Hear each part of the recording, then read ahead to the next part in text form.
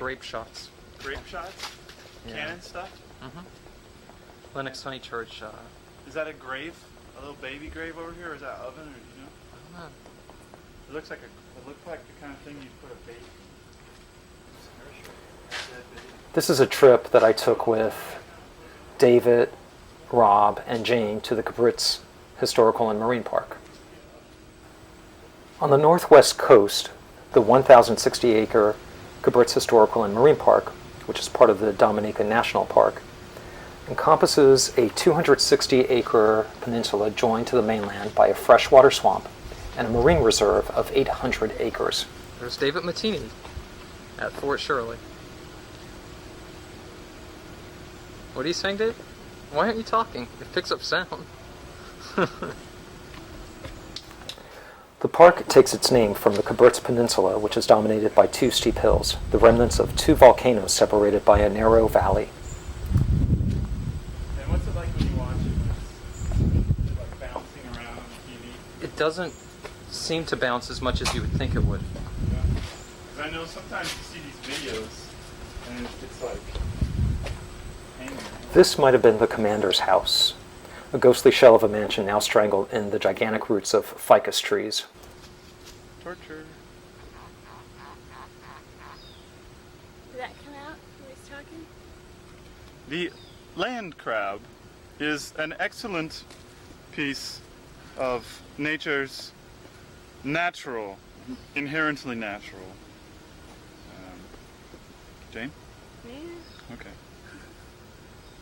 Oop.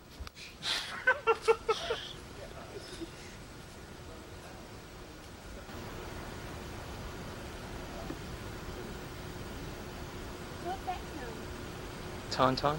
Well, I think I'm going to have to take myself It looks like St. Vincent. It's like Layou.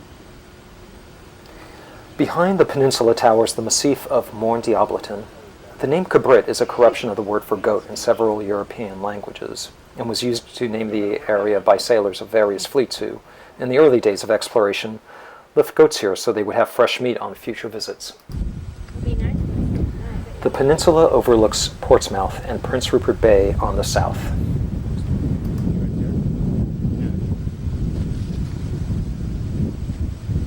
And there's my town of Portsmouth. The narrator. Okay. Population about 5,000. There you go. True, 5,000? That's pretty big. I should wait for the call here.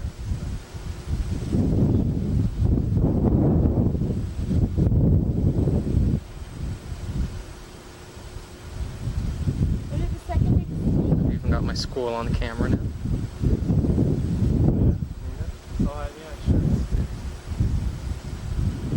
From 1770 to 1815, on the promontory of the Cabrits, the British built Fort Shirley, one of their most impressive military installations in the Caribbean.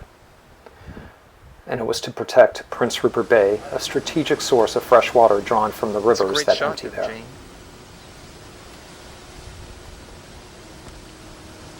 Did you get me scratching my crotch there? Of course.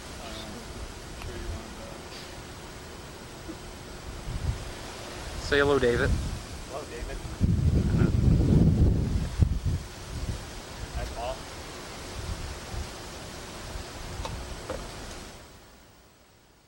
I watched that video. Really? Man, I was gripped. That thing was, yeah, I thought that was a real good video. Oh, it's on. Well, this is Douglas Bay. Caribbean. Dominica. Caribbean. Well, that's Douglas Bay, the village of Tauntaun, and Morne Diab, something like that. Devil. A lot of people are upset because they named their mountains like Diablos. They have devilish names, and people want them changed. Who named it? Probably Columbus. Chris? And then there's the swamp area, and Prince Rupert Bay, Wait, the town of Portsmouth, and Guantas, and Morne Diablo. so your players weren't named the town, the town that was today? Wow! Ooh, I wonder if that left.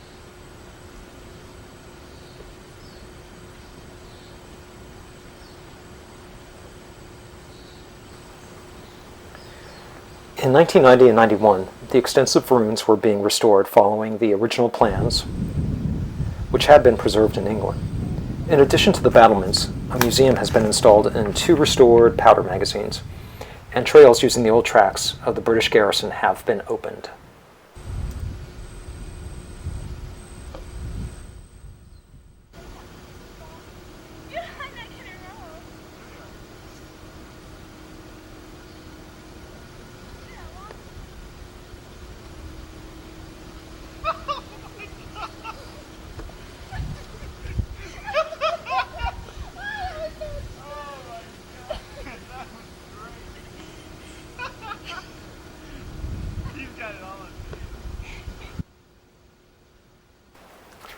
I'll try to read you some of the calendar of events on this sign. In 1493, a ship from Columbus's fleet comes by the bay. In 1504, Columbus lands there on his 4th voyage. Prince Rupert's Bay has a rich maritime heritage dating from prehistoric times when Amerindian seafarers arrived in their long canoes. Hidden beneath the lush vegetation which covers the Cabrits are the picturesque ruins of one of the most impressive military sites in the West Indies.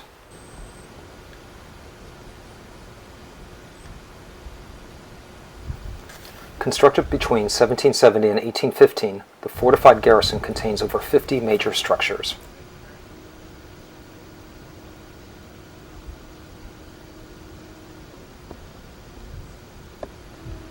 Fort Frederick. What for? Police and army barracks and government offices. That's a lot of people. Oh yeah, they're up there all the time. I mean, it's like if you have to go talk to a police commissioner or some bullshit like that. We have a really person in this What? David's.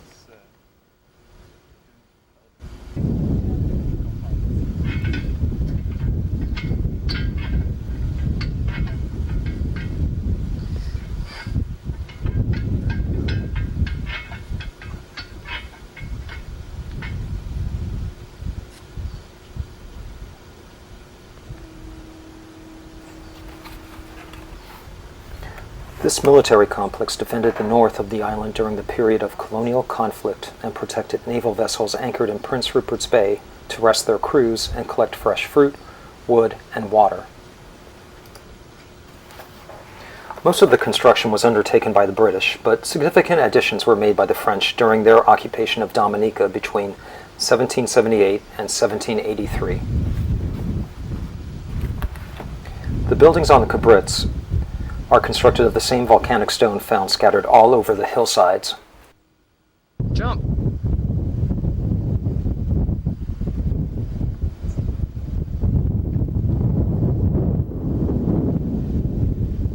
There's more Diablo.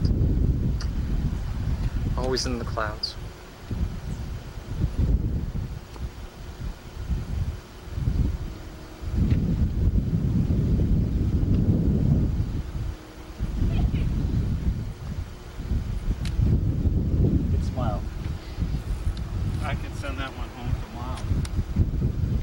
Dear Mom, I went to the fort.